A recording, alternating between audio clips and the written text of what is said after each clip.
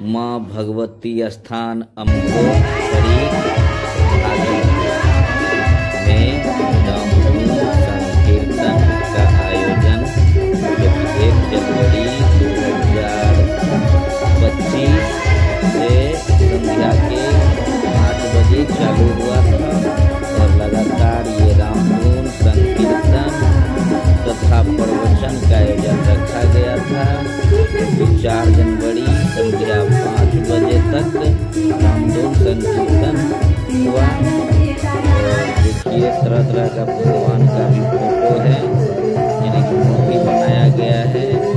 और देखिए पंडाल इतना सजा हुआ है कि मत पूछिए, एकदम बेहतरीन मूर्ति कलाकार मूर्ति का आविष्कार किया है।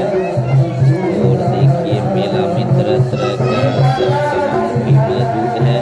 और देखिए भगवान भोला बाबा, मैया पार्वती, विष्णु भगवान, कृष्ण भगवान, सब भगवान का मूर्ति बनाया गया। और ये देखिए पंडाल का दिखा है। और ये है माँ भगवती स्थान